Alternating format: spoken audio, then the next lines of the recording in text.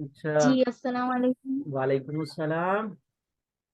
میں باسواڑہ کریم سے ہوں. جی جی.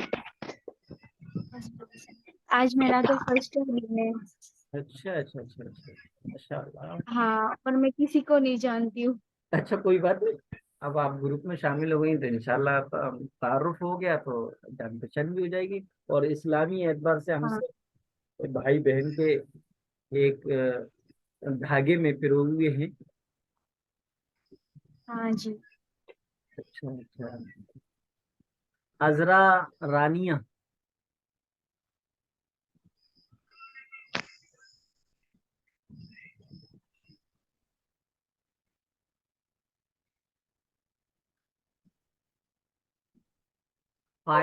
فائزہ.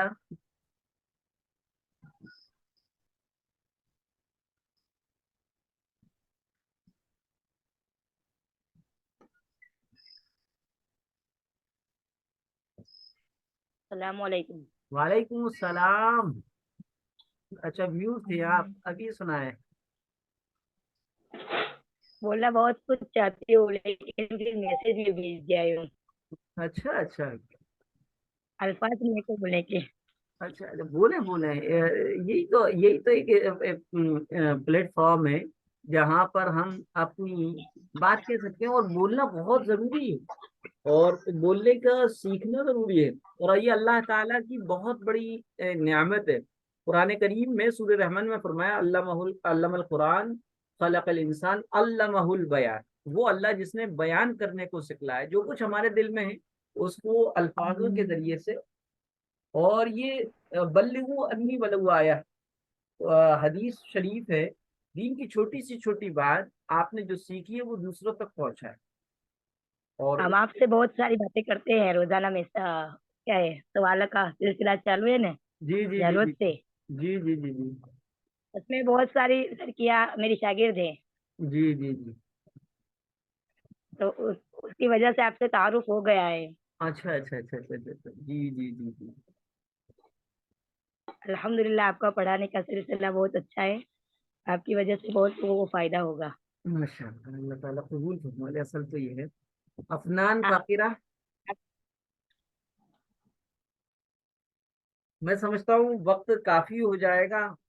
تو آج جنہوں نے تعارف جن کا ہو گیا ہے، ورنہ جن کا رہ گیا وہ کل انشاءاللہ ان کا تعارف میں نام بنام لوں گا.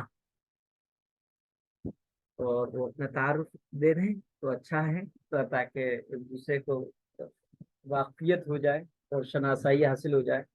تو دیکھیے، یہ محرم الحرام سے متعلق اس کورس کو سیکھنا اور اس کورس کو پڑھنا بے حد ضروری ہے، اور اس کی اہمیت بھی ہے. اب اس کو پڑھنے کیوں، اس کو سیکھنا اور اس کو جاننا کیوں ضروری ہے اور کیوں اہم ہے، اس کا جواب قرآن کریم میں اللہ تبارک و تعالی نے فرمایا لیبلوکم ایکم احسن عملا. یہ سورہ ملک کی آیت ہے جس میں اللہ تعالیٰ فرماتا ہے تاکہ ہم تم کو آزمائیں کہ عمل کے اعتبار سے تم میں کون زیادہ اچھا ہے.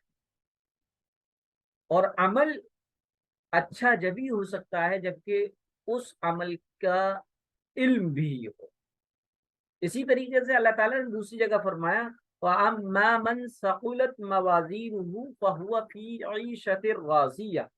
یہ 30ویں پارے کی ایک سورت کی آیت ہے، جس کے ترجمہ ہے جس شخص کا یا جس مومن یا مومنہ کا پلڑا نامے اعمال میں نیکیوں کا پلڑا وزنی ہوگا تو وہ خوش عیش اور من پسند زندگی میں ہو. تو معلوم ہوا کہ اللہ تعالیٰ کے یہاں اعمال گنے نہیں جاتے. باہری ہونے کا ذکر ہے تو پتہ چلا کہ اللہ کے یہاں اعمال گنے نہیں جاتے بلکہ تولے جاتے. یعنی اللہ کے یہاں کوانٹیٹی نہیں چلتی بلکہ کوالٹی چلتی. لہذا ہماری نوافل اور فرائض اور گناہوں سے بچنے کا خاص طور پر اہتمام، اسی طرح روزوں کی کثرت، اور خاص طور پہ محرم کے مہینے میں جو 10ویں محرم کا روزہ رکھنے کا ایک جو ہے سنت ہے، اور لوگ اس کو اہتمام سے رکھتے ہیں۔ اور اسی طریقے سے محرم کے مہینے میں ایک حدیث آتی ہے کہ گھر والوں پر وسعت کرو، اچھا کھاؤ اور دسترخوان کو وسیع کرو۔ جو بھی ہم کرتے ہیں وہ کل قیامت میں تولے جائے، اور اس وقت ہر ایک کی یہی خواہش ہوگی کہ کسی طرح ہمارے اعمال وزنی ثابت ہو جائے۔ اور عمل وزنی ہوتے ہیں اتباع سنت سے، یعنی ہمارے اعمال جتنے حضور پاک صلی اللہ علیہ وسلم کے بتائے ہوئے طریقے کے مطابق ہوں گے، اتنے ہی کل قیامت کے دن ہمارے اعمال میں وزن پیدا ہو جائے گا، اور جتنے ہمارے عمل، ہماری نیکیاں سنت طریقے سے ہٹ کر ہوں گے تو اتنے ہی بے وزنی اور ہلکے ہوں گے۔ اسی سنت طریقے کو سیکھنے کے لیے اور سنت اور خلاف سنت طریقے سے بچنے کے لیے یہ کورس رکھا گیا ہے، تاکہ اس کورس کو سیکھ کر ہم لوگ محرم الحرام میں کیے جانے والے تمام کام اور تمام اعمال ہمارے قیامت کے دن وزنی ہو سکے۔ بہرحال اس لیے اس کورس میں جو کچھ پڑھایا جائے گا اس کا سیکھنا بے حد ضروری ہے۔ جس نے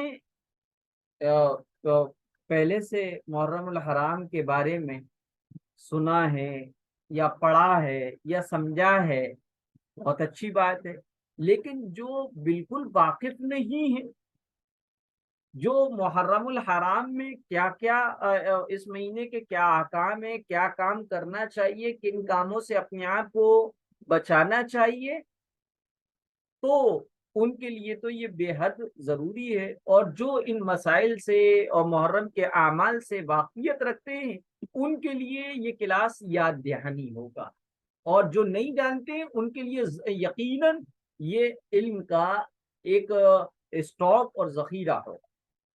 اچھا، اس کورس کو سیکھنے کے کیا کیا فائدے ہیں؟ تو جواب یہ ہے کہ علم دین کے سیکھنے کے جتنے فضائل قرآن میں، جتنی تعریفیں، خوبیاں احادیث میں آئی ہیں، وہ سب اس کورس کے پڑھنے سے ہمیں حاصل ہو جائیں گی۔ علم دین کے حاصل کرنے پر کیا کیا فضیلتیں آئی ہیں؟ پہلی فضیلت، حضور صلی اللہ علیہ وسلم نے فرمایا جو شخص علم حاصل کرنے کے لیے صبح کو چلتا ہے تو فرشتے اس پر سایہ کرتے ہیں، اور اس کے روزی روٹی میں اور اس کے روزگار میں برکت ہوتی ہے، اور اس کے رزق میں کمی نہیں ہوتی، اور رزق اس کے لیے مبارک ہوتا ہے۔ تو گویا کہ آپ اس لنک کے ذریعے سے، اس کلاس سے جو جوائن ہوئے ہیں، گویا کہ آپ علم دین حاصل کرنے کے لیے نکلے ہیں۔ یعنی وہیں پر موجودہ دور میں جس وقت پیارے آقا نے اس حدیث کو ارشاد فرمایا تھا، اس وقت اتنی ٹیکنالوجی نہیں تھی، لیکن آج ٹیکنالوجی ہے، تو گویا کہ ہم اپنے اپنے گھر پر آسانی کے ساتھ بیٹھے ہوئے دین کو سیکھ رہے، اس کے باوجود بھی ہمیں حدیث میں آئی ہوئی اس فضیلت کو کیا ہے ہم نے حاصل کر لیا۔ کیا فضیلت؟ کہ فرشتے سایہ کر رہے ہیں، اور آپ کے اس کورس میں شامل ہو جانے کی وجہ سے رزق کی برکت، جس کے ہم ہر آن محتاج اور ضرورت مند ہیں، وہ ہمیں حاصل ہو جائے گی۔ رزق کی برکت حاصل ہو جائے گی، رزق میں کمی نہیں ہوگی، رزق جو ہے ہمارے لیے بابرکت ہو جائے گا، مبارک ہو جائے گا۔ دوسری فضیلت، حضور صلی اللہ علیہ وسلم کے زمانے میں دو بھائی تھے، ایک بھائی کماتا تھا اور دوسرا حضور صلی اللہ علیہ وسلم کے پاس جا کر علم دین اور اسلام سیکھا کرتے تھے۔ کمانے والا جو بھائی تھا اس نے پیارے آقا حضرت محمد صلی اللہ علیہ وسلم سے اپنے بھائی کی شکایت کی، تو حضور صلی اللہ علیہ وسلم نے فرمایا، کمانے والے بھائی سے فرمایا، شاید اسی کی وجہ سے تمہیں روزی ملتی، ہمارے گھر میں ہم خود یا ہمارے بچے جب دینی تعلیم حاصل کرتے ہیں تو اللہ تبارک و تعالی اس کی وجہ سے روزی میں برکت عطا فرماتا ہے۔ اس لیے اللہ کے رسول نے فرمایا کہ کمانے والے بھائی سے کہ تمہیں جو روزی ملتی ہے وہ اس سیکھنے والے بھائی کی وجہ سے ملتی ہے، کیونکہ علم دین کے سیکھنے کا برکت ہوتی ہے رزق میں، علم دین کا سیکھنا یہ ذریعہ ہے رزق کی برکت کا۔ اسی طریقے سے تیسری حدیث میں اللہ کے رسول صلی اللہ علیہ وسلم نے فرمایا، اللہ تعالیٰ جس کے ساتھ بھلائی کا معاملہ کرنا چاہتے ہیں اس کو دین کی سمجھ بوجھ عطا فرماتے ہیں۔ آپ کو، مجھے، سب کو اللہ نے اتنی ساری مخلوق میں سے پسند فرما کر، چن کر، منتخب کر کے دین سیکھنے کے لیے چن لیا ہے۔ یہ اللہ کے ہمارے ساتھ خیر کا معاملہ ہے۔ یقیناً مجھے اس پہ بالکل شرح صدر حاصل ہے، کیونکہ پیارے آقا حضرت محمد صلی اللہ علیہ وسلم نے فرمایا، کن عالمن او متعلمن او محبا بہما ولا تکن رابیا فتہلک۔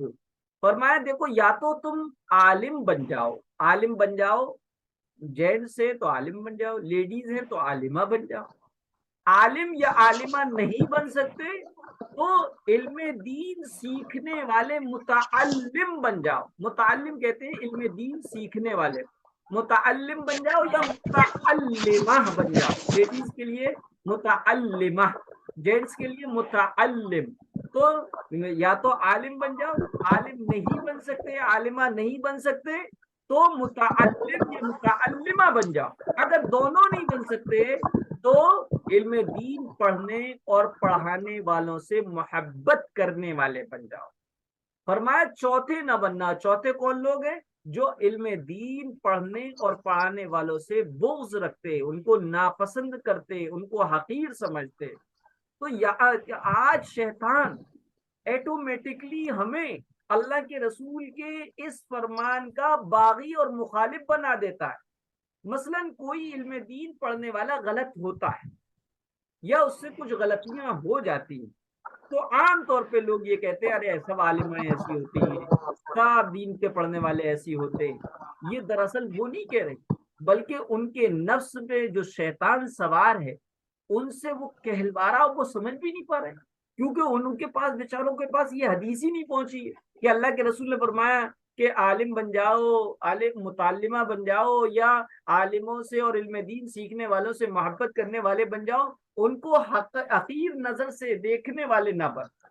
تو بہرحال یہ اللہ تعالیٰ کا فضل ہے، کرم ہے، ورنہ اللہ تعالیٰ ہمیں بھی ان جاہلوں میں کر دیتا جن کو نہ دین کی سمجھ، نہ صحیح اور غلط کا فرق ہے۔ بہرحال یقیناً پیارے آقا نے جو فرمایا ہے کہ اللہ تعالیٰ جس کے ساتھ خیر کا معاملہ کرنا چاہتا ہے، بھلائی کا معاملہ کرنا چاہتا ہے، اس کو دین کی سمجھ بوجھ عطا کر دیتا ہے۔ یہ دین کی سمجھ اور بوجھ جن ذرائع سے آتی ہے ان ذرائع کی طرف اس کی رہنمائی کر دیتا ہے۔ یہ فضیلت تیسری فضیلت ہے۔ چوتھی فضیلت پیارے آقا حضرت محمد صلی اللہ علیہ وسلم نے فرمایا، جو کوئی بھی علم حاصل کرنے کے لیے چلتا ہے اللہ تعالیٰ اس کے لیے جنت کا راستہ آسان فرما دیتے، اور فرشتے خوش ہو کر پروں سے اس کے اوپر سایہ کرتے، پروں سے اس کے اوپر سایہ کرتے۔ اب سوال یہ اٹھتا ہے کہ ہم لوگوں نے تو علم حاصل کرنے کے لیے لنک پر کلک کر کے جوائن ہو گئے، ہم تو حاصل کرنے کے لیے بالکل چلے ہی نہیں، تو ہمارے لیے کیا یہ فضیلت حاصل ہوگی؟ یقیناً یہ فضیلت حاصل ہوگی، یہ چلنا ہی ہے۔ اس کا آپ نے اس کی فکر لے لینا اور اس کے لیے وقت کو فارغ کر لینا، اور وقت ہوتے ہی پابندی سے گروپ میں یا کلاس میں جوائن ہو جانا۔ یہ چلنے ہی کے حکم میں، چلنے سے مراد یہ نہیں ہے کہ بالکل چلا جائے، کیونکہ خواتین کو بلا ضرورت اپنے گھر سے نکلنے کے لیے شریعت نے منع کیا ہے۔ اور یہ اس کے لیے قید نہیں بلکہ اعزاز کی بات، سارے اس کی ضروریات کے انتظام اور اس کی ضروریات کو پورا کرنے کی ذمہ داری مردوں کے کاندھے پر رکھی گئی، اور عورت کو شہزادی بنا کر گھر کی چار دیواری میں رکھا گیا اور کہا گیا بلا ضرورت نہ نکلے۔ اب علم دین، جبکہ یقیناً علم دین کا حاصل کرنا بے حد ضروری ہے، جیسے نماز کا پڑھنا ضروری ہے، روزوں کا رکھنا ضروری ہے، اللہ کو ایک ماننا ضروری ہے، اسی طریقے سے علم دین کا حاصل کرنا بھی ضروری ہے، لیکن پورا عالم نہیں، بلکہ روز مرہ کی جو عبادات ہیں ان عبادات کا علم حاصل کرنا فرض ہے ہر ایک پر۔ تو اور جب یہ فرض ہمیں گھر بیٹھے حاصل ہو جاتا ہے تو ایسی صورت میں اس حدیث پر عمل ہو گیا کہ ہاں، جو شخص علم حاصل کرنے کے لیے چلتا ہے یعنی کوشش کرتا ہے، اللہ تعالیٰ اس کے لیے جنت کا راستہ آسان کر دیتے ہیں اور فرشتے خوش ہو کر ان پر اپنے پروں سے سایہ کر دیتے ہیں۔ پانچویں فضیلت آپ صلی اللہ علیہ وسلم نے فرمایا، جس کو اس حالت میں موت آئی کہ وہ علم حاصل کر رہا ہو تاکہ وہ علم حاصل کر کے دین اسلام کو دوسروں تک پہنچائے، اپنی زندگی میں لائے، تو اس کے اور نبیوں کے درمیان ایک درجے کا فرق ہوگا، یعنی اللہ کے نزدیک وہ بندہ اور بندی اتنے مقبول ترین ہوں گے جتنے نبی مقبول ترین ہوتے ہیں۔ ہاں البتہ نبی وہ درجہ ایسا ہے جو اللہ کا عطائی ہوتا ہے، تو نبیوں سے ایک درجہ کم ہوگا۔ لہذا اسی لیے میں کہتا ہوں کہ جو بہنیں قرآن شریف نہیں پڑھی ہیں یا علم دین نہیں پڑھی ہوئی، یا جو ہے ان کو سننے کے بعد یاد نہیں رہتا ہے، تب بھی پڑھتی رہیں، کیونکہ اس حدیث کی بنیاد پر اللہ کے رسول نے فرمایا جس کو اس حال میں موت آئی کہ وہ سیکھ رہا، علم حاصل کر رہا ہے۔ جو لوگ بسم اللہ سے قرآن کریم پڑھتے ہیں، بسم اللہ الرحمن الرحیم بسم اللہ الرحمن الرحیم، ان کے لیے بہتر یہ ہے کہ ایک اچھے حافظ کو یا حافظہ سے آن لائن یا آف لائن قرآن کریم کو سیکھتے رہیں، پڑھتے رہیں۔ اگر اس حال میں موت آ گئی تو کیا ہے، ہمارا تو فائدہ ہی فائدہ ہے، ایک تو اللہ کے یہاں پر قرآن کریم کے پڑھنے والوں میں شمار ہوگا، اور دوسرا اللہ کے یہاں اتنا بلند مقام ملے گا کہ نبیوں سے ایک درجے کم رتبے پر ہم فائز ہوں گے۔ اس لیے یہ جو ہے علم کی فضیلت 5 ہو گئی، یہ 5 فضیلت اس کورس کے حاصل کرنے پر بھی آپ کو حاصل ہوں گی۔ اب ایک سوال شیطان کی طرف سے یہ آتا ہے کہ سیکھ لیا لیکن عمل نہ کر سکے تو کیا فائدہ؟ عمل بے حد ضروری ہے، ایسا سیکھنا کیا فائدہ جس کا عمل بھی نہ ہو؟ یہ بہت تیزی سے شیطان کی طرف سے ہی وسوسہ آتا ہے، کوئی چیز جان لی، سیکھ لی، لیکن عمل نہیں کیا تب بھی فائدے سے خالی نہیں، کیونکہ محرم کے مہینے کی فضیلت اور اس سے متعلق جو مسائل کا صحیح علم سامنے آ جانے کے بعد گمراہی اور جہالت سے حفاظت ہوگی۔ پہلا فائدہ، ہمیں مس گائیڈ کوئی نہیں کر سکتا، ہمیں کوئی کیا ہے گمراہ نہیں کر سکتا، ہمیں کوئی جاہل نہیں کہہ سکتا۔ اگرچہ عمل نہیں، محرم کے مسائل اور اس کے فضائل، اس کی اہمیت اگر ہم نے سیکھ لی اور عمل نہیں کیا، لیکن فائدہ پھر بھی ہے۔ کیا فائدہ ہے؟ ایک تو فائدہ یہ ہے کہ صحیح مسائل، صحیح بات سامنے آ جانے کے بعد گمراہی سے بچ جائیں گے، مس گائیڈ ہونے سے بچ جائیں گے، اور جہالت سے محفوظ رہیں گے، کیونکہ جہالت بری چیز ہے، کیونکہ جہالت کو اندھیرا بتایا اور علم کو روشنی بتائی، اور روشنی انسانی نیچر، انسانی فطرت روشنی کو پسند کرتی ہے، اندھیرے کو پسند نہیں کرتی۔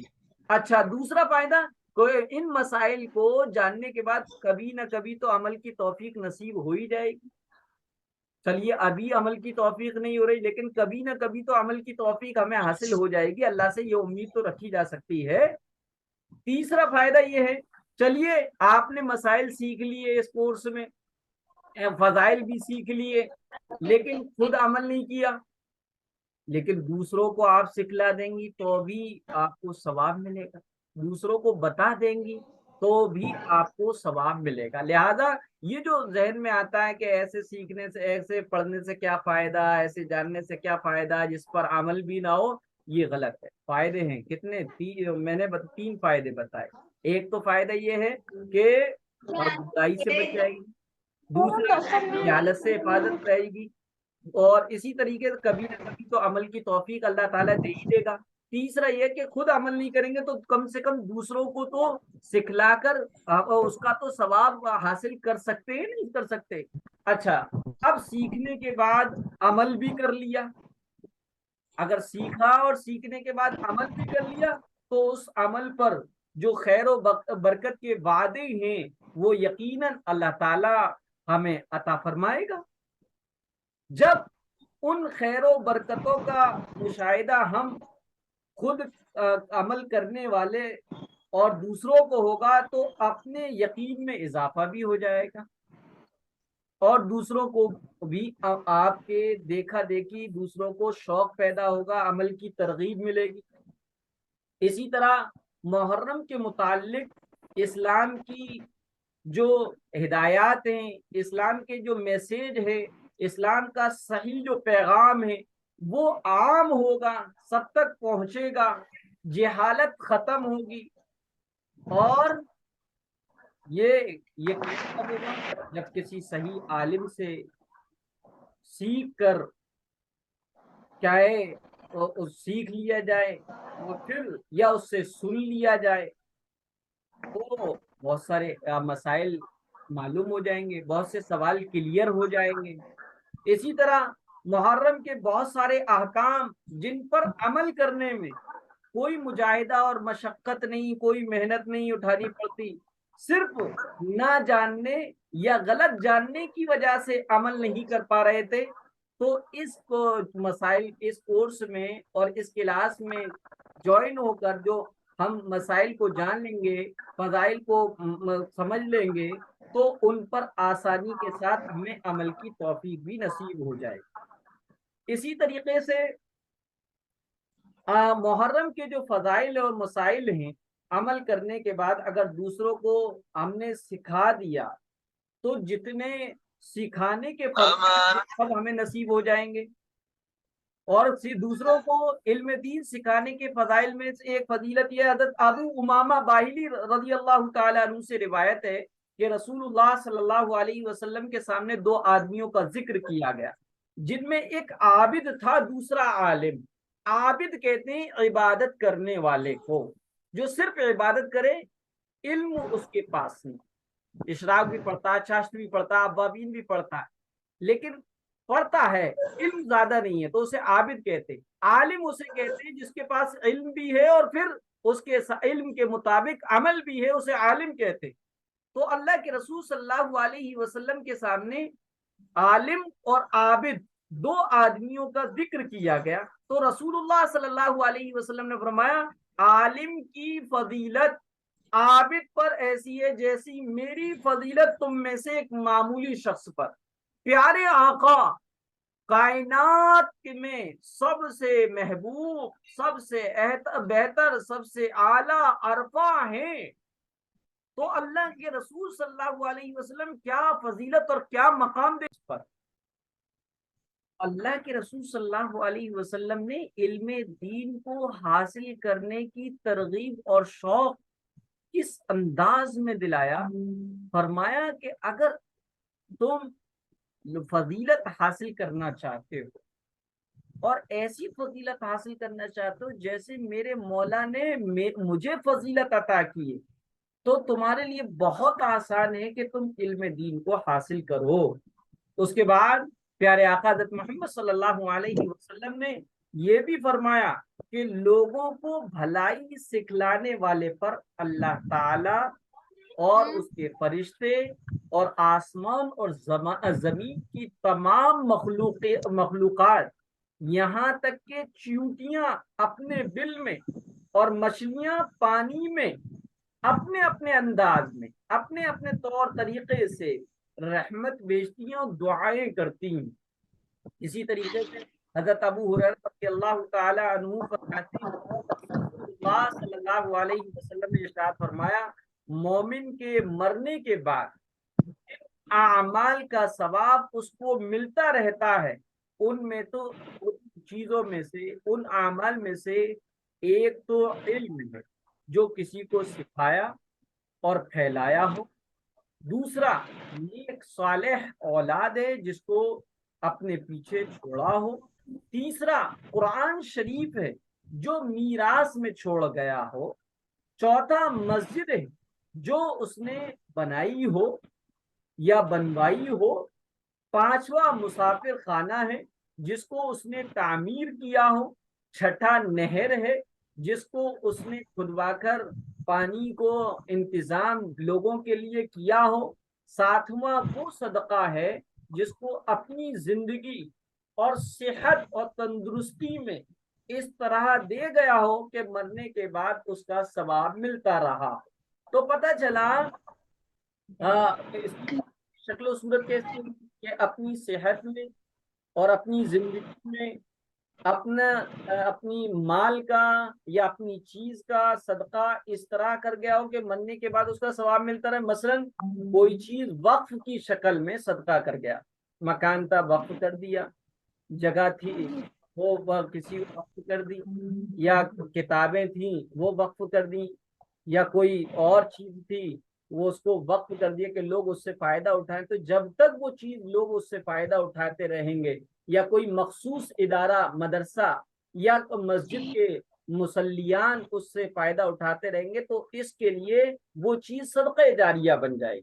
बहरहाल तो ये पता चला कि अल्लाह के रसूल सल्लल्लाहु अलैहि वसल्लम ने गोया कि इल्म दीन को सीख कर दूसरों तक पहुंचाने को इंसान बंदे मोमिन और बंदे मोमिना के लिए सदक़े जारिया वाले अमल में से एक अमल बतलाया है। ये बड़े फजीलत की बात है। हमारी वो कुछ माएँ हैं, कुछ बहनें, खास तौर पे औरतों में ये सिलसिला चल पड़ता है कि उनको जब ये एतमाद होता है, ये यकीन हो जाता है कि उनके तमाम रिश्तेदार या उनकी औलाद, बेटी बेटा उनको कुछ सवाब नहीं पहुंचाएंगे, तो वो क्या करते हैं, अपनी जिंदगी में कुरान शरीफ पढ़ते हैं। उनसे पूछा जाए काहे के लिए पढ़ रहे हो, कि हम अपने लिए पढ़कर रख रहे हैं। वो उनका जवाब ये होता है कि हम अपने लिए पढ़कर रख रहे हैं। गोया कि वो ये समझते हैं कि बाद मरने के हमारा ये अभी जिंदगी में पढ़ा हुआ कुरान, इसका सवाब बाद मरने के मिलता रहेगा। तो ये उनकी नासमझी की बात है। कुरान करीम जो कुछ अभी पढ़ रहे हैं आप, उसका सवाब आपको मिल गया। आप ये चाहते हैं कि बाद मरने के सवाब का ये सिलसिला बिल्कुल जारी रहे, तो उसके लिए बेहद जरूरी है कि आप जो कुछ सीखें उसको दूसरों तक सिखा दें। और बहुत आसान है, देखिएगा ख्वातीन में आम तौर पर दुआए कुनूत याद नहीं होती। कितनी ख्वातीन है कि जिनको दुआए कुनूत याद नहीं, और इसकी वजह से वो इशा की नमाज नहीं पढ़ती, क्योंकि वो समझती है कि इशा की नमाज में वित्र है और वित्र में दुआ कुनूत पढ़ी जाती है, दुआ कुनूत याद नहीं है तो क्या फायदा इशा पढ़ी जाए। तो हर एक ये कोशिश करे कि मुझे दुआ कुनूत सिखानी अपनी मैं अगर भाभी हूं तो नंद को सिखा दूं, मैं नंद हूं तो भाभी को सिखा दूं, जिसको भी घर में फैमिली में किसी को याद नहीं है उसको सिखा दूं। कसम अल्लाह के, आपने एक सूरत या एक आयत या कोई एक तस्वीर किसी दूसरे को सिखाए, जिंदगी भर वो अमल करेगा, उसको तो सवाब मिलेगा, आपको भी उसका सवाब मिलता रहेगा। और फिर अगर वो जिसको आपने सिखाया था वो किसी दूसरे को सिखा देगा, तो इंशाअल्लाह उसका सवाब भी आपको मिलेगा। और अगर ये चैन बनती चली गई तो ये आपके लिए सदक़े जारिया का एक ऐसा सिलसिला हो जाएगा जो कभी खत्म नहीं होगा। इसलिए इल्म दीन को हासिल करना चाहिए। तीसरी और आखिरी फजीलत, रसूलुल्लाह सल्लल्लाहु अलैहि वसल्लम ने इरशाद फरमाया, अल्लाह ताला सर सब्जो शादाब करे। ये सर सब्जो शादाब ये गाढ़ी उर्दू है। सब्ज के माने ग्रीन के आते, हरे के आते, और अरबी में खजरा कहते हैं हरे को, कहते नहीं गुम्बद खजरा। ये जो प्यारे आका हज़रत मोहम्मद सल्लल्लाहु अलैहि वसल्लम का जो आराम गाह है, अम्मा आयशा का जो हुजरा है, उसके ऊपर जो गुम्बद बनी हुई है, وہ گنبد جو ہے ہرے کلر کی ہے، اسے گنبد خضرا کہتے ہیں، بہرحال سبز فارسی میں کہتے ہیں ہرے کو۔ تو اللہ کے رسول فرما رہے ہیں کہ اللہ تعالیٰ سر سبز و شاداب کرے، یعنی اس کو ہیپی رکھے، خوش رکھے اس آدمی کو جو ہم سے کچھ بات سنے پھر اسے آگے پہنچا دے۔ پیارے آقا نے فرمایا جو میری کوئی حدیث سنے اور پھر اس حدیث کو دوسروں تک پہنچا دے، تو پیارے آقا نے اس کو دعا دی اور فرمایا اللہ اس کو خوش باش رکھے۔ لیکن فرمایا حدیث کو جیسا سنا ہے ویسے ہی دوسروں تک پہنچائے، اپنی طرف سے کمی زیادتی نہ کرے، کیونکہ بہت سے ایسے آدمی ہیں جن کو بات پہنچائی جاتی ہے، وہ زیادہ عمل کرنے کا شوق رکھتے ہیں، وہ زیادہ یاد رکھ سکتے ہیں سننے والے کی بنسبت۔ اس لیے اللہ کے رسول صلی اللہ علیہ وسلم نے فرمایا جو میری کوئی حدیث سنے اور اس کو دوسروں تک پہنچا دے تو اللہ اس کو خوش رکھے، اور فرمایا جیسا سنائے ویسا پہنچائے، اس کو آگے سے اپنی طرف سے کوئی الفاظ تو اس میں نہ بڑھائے۔ چنانچہ پہلے بہت احتیاط تھی، اب احتیاط ختم ہوتی جا رہی ہے۔ پہلے لوگ یہ کہا کرتے تھے حدیث شریف کا مفہوم ہے، عالم کے علاوہ کوئی بھی حدیث کو بیان کرتا تھا تو یہ کہتا تھا حدیث شریف کا مفہوم ہے۔ مفہوم اسے کہتے ہیں جس کا ایک ہوتا ہے مفہوم، ایک ہوتا ہے معنی۔ معنی ہوتے ہیں بالکل بے عینی ہی جو فرمایا وہ، مفہوم کہتے ہیں اسی جیسا، ایسا ہی۔ الفاظ چینج ہو سکتے ہیں، مفہوم میں الفاظ چینج ہو جاتے، معنی میں اور بات میں الفاظ چینج نہیں ہوتے، الفاظ اور لیٹر سیم ہوتے ہیں۔ مفہوم میں الفاظ اور لیٹر چینج ہو جاتے ہیں اور سننے والا بھی سمجھ جاتا ہے ہاں بھائی یہ اس کا لب لباب اور خلاصہ بیان کر رہے ہیں، پوری بات بیان نہیں کر رہے۔ تو پہلے بہت احتیاط ہوتی تھی کہ حدیث شریف ان کا مفہوم ہے، لیکن آج احتیاط لوگوں نے ختم کر دی ہے اور لوگ بڑے دھڑے سے یہ کہتے ہیں حدیث شریف میں آیا، حدیث کی کتابوں میں آیا۔ بعض لوگ تو ہر اردو کی کتاب کو حدیث کی کتاب سمجھتے ہیں، کسی کے پاس زیور ہے، جنتی زیور ہے، کسی کے پاس فضائل اعمال ہے، اور کسی کے پاس کوئی اور رمضان سے متعلق یا کسی بھی متعلق جیسے مثالی خواتین ہیں، ازدواجی زندگی کے سنہرے اصول ہیں، اسی طریقے سے اور کتابیں جتنی آتی ہیں وہ یا قصص النبیین ہے۔ ہر کتاب کو حدیث کی کتاب کہتے تھے۔ دین کی ہر کتاب حدیث نہیں ہوتی، فضائل اعمال ہاں اس میں حدیثیں ہیں اور یہ حدیث کی کتاب ہے، منتخب حدیث یہ جو ہے حدیث کی کتاب ہے۔ تو لوگوں کو اب یہ احساس ہی نہیں رہا، کبھی کبھی جو ہے وہ کسی کی سنی سنائی بات کو بھی حدیث کہہ دیتے ہیں، جیسا کہ آج جو ہے 30 چاند نظر نہیں آیا، آج 30ویں ذی الحجہ، یعنی یہ 30 ذی الحجہ چاند نہیں ہوا، کل انشاءاللہ چونکہ 30 دن پورے ہو گئے، اللہ کے رسول نے فرمایا جب چاند دیکھ لو تو دوسرا مہینہ اسٹارٹ سمجھو، اور چاند نہ دیکھو تو 30 دن پورے کرو۔ وہ یا کہ اسلامی مہینے یا تو 30 کے ہوتے یا 29 کے ہوتے، 28 اور 31 کا کوئی نہیں ہوتا۔ اسی طریقے سے اسلامی مہینے جو 30 یا 29 کے ہوتے، کون سا 30 کا ہوگا کون سا 29 کا ہوگا یہ اللہ تعالیٰ نے اس کو چھپا رکھا ہے، پردے میں رکھا ہے۔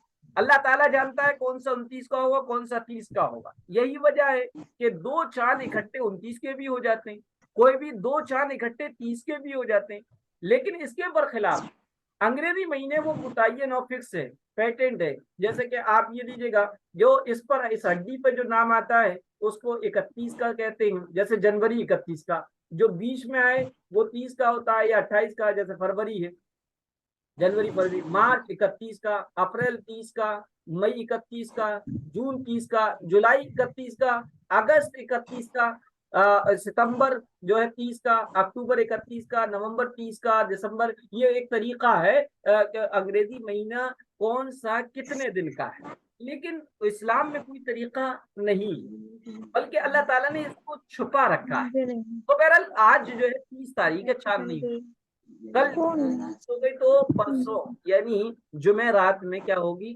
1 تاریخ ہوگی، اس میں ایک عمل ہے، اور لیکن وہ حدیث سے ثابت نہیں ہے، بزرگان دین کا ہے۔ بزرگان دین کے تجربات سے ثابت ہے. آپ وہ عمل کر سکتی ہیں. میں آپ کو بتا رہا ہوں وہ عمل کیا ہے کہ جیسے ہی محرم کی پہلی تاریخ ہو, چاند تو اب دیکھ جائے تو اچھی بات ہے, دیکھ لیں تو چاند دیکھنے کی دعا بھی کرنا ہے, اور اگر چاند دیکھنے پر دعا قبول ہوتی ہے, نہ دیکھے چاند تو یہ عمل کرنا ہے جو بزرگان دین کا تجربہ شدہ ہے کہ پہلی محرم کو 113, بعض بزرگوں کے عمل میں 130 ہے, 113 مرتبہ بسم اللہ الرحمن الرحیم عربی رسم الخط میں کسی کاغذ پر لکھ کر پاس رکھے, یا پیسوں لاکر میں رکھے, یا پرس وغیرہ میں رکھے, تو انشاءاللہ اس عمل کی وجہ سے سارے سال, بلکہ ایک بزرگ تو فرماتے ساری زندگی وہ تمام آفتوں اور بلاؤں سے محفوظ رہے گا, اور اس کے رزق میں اور مال میں برکت ہوگی. تو یہ ایک عمل ہے جو کہ آج آپ کو یا کل بہت زیادہ شارٹ ویڈیو میں, لانگ ویڈیو میں, یوٹیوب پر اور انسٹا پر آپ کو یہ ویڈیو آپ کے سامنے آئیں گی, لیکن حدیث نہیں, اس لیے بہت احتیاط کرنا چاہیے. تو اللہ کے رسول صلی اللہ علیہ وسلم نے فرمایا کہ اللہ تعالیٰ اس کو خوش باش رکھے جو میری کوئی بات سن کر یا پڑھ کر دوسرے تک ہے. تو اس اعتبار سے علم دین کا حاصل کرنا یہ اتنا اہم ہے, ضروری ہے. یہ باتیں جو تھی میں نے بتا دی. اب انشاءاللہ جو ہے کل اس کورس سے متعلق کہ اس میں کیا کیا پڑھایا جائے گا اور کس نہج اور کس انداز میں پڑھایا جائے گا, انشاءاللہ اس پر کل بات کریں گے. ابھی آپ کو کچھ معلوم کرنا ہے تو 10 منٹ ہیں, آپ معلوم کر سکتے ہیں کسی بھی چیز کے متعلق.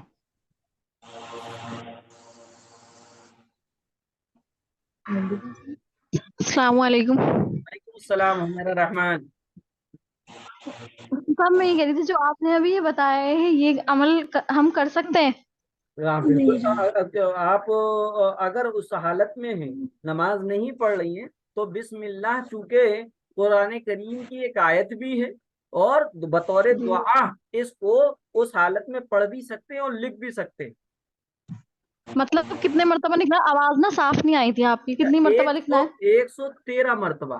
113 جی 113 ایک کاغذ. جی کاغذ پر. اچھا, اور اسے کسی بھی لاکر میں یا پرس میں رکھ دیں؟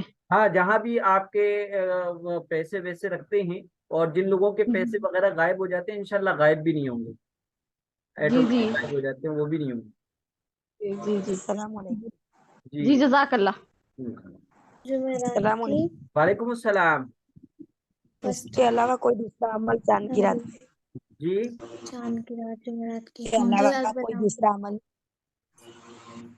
چاند جب دکھے تو اس کے علاوہ کوئی عمل, اس کے علاوہ کوئی عمل نہیں. اس کے علاوہ اور چیزیں جو ہیں کیا کرنی ہے, بس ایک وہ عمل ہے چاند دیکھنے پر دعا مانگی جائے, دعا کی قبولیت. اور اگر دعا یاد ہو تو دعا پڑھیں. دعا اللہم احلہ علینا بالیمن والایمان والسلامتی والاسلام اللہ ربی و ربک اللہ, یہ دعا پڑھنا ہے. اور یہ دعا اگر آپ کو عربک میں یاد نہیں ہے تو اس کو اپنی زبان میں, اے اللہ اس چاند کو ہمارے لیے برکت اور خیر کا ذریعہ بنا دے. السلام علیکم ورحمۃ اللہ وبرکاتہ. جی وعلیکم السلام. میرا سوال آپ کے آج کے اس سے ہٹ کے ہے, میں پوچھ سکتی ہوں؟ جی کر لیں. ایک تسبیح ہے جو صبح میں فجر کے وقت پڑھی جاتی ہے, سبحان اللہ وبحمدہ سبحان اللہ العظیم استغفر اللہ کی. تو وہ تسبیح فجر کی سنتیں اور فرض کے درمیان پڑھی جائے گی یا بعد میں پڑھی جائے گی؟ کیونکہ جہاں میں نے جو سنا ہے وہ درمیان میں بتائی گئی ہے پڑھنے کے لیے. اچھا, یہ لیکن پھر فجر کی سنت کس مقصد کے لیے ہے؟ یہ کہا کہتے ہیں کہ یہ فرشتوں کی تسبیح ہے, اسے پڑھنے کا بہت اجر ملتا ہے. ہاں, سبحان اللہ و بحمدہ سبحان اللہ العظیم. جی سبحان اللہ و بحمدہ سبحان اللہ العظیم استغفر اللہ. استغفر اللہ. جی جی. تو اس کو آپ فجر کی سنت اور فرض کے درمیان پڑھ سکتے ہیں, لیکن اس صورت میں جبکہ وقت میں گنجائش ہو. وقت میں گنجائش نہ ہو تو سنت کے فوراً بعد فرض پڑھ لیے جائے, اور پھر اس کے بعد اس کو فرض پڑھنے کے بعد اشراق کے وقت تک درمیان میں جو ذکر کا وقت ہے جس میں صبح کے اذکار بھی پڑھے جاتے ہیں اس وقت بھی پڑھ سکتے ہیں. پڑھا رہے ہیں. جی بہت بہتر، جزاک اللہ.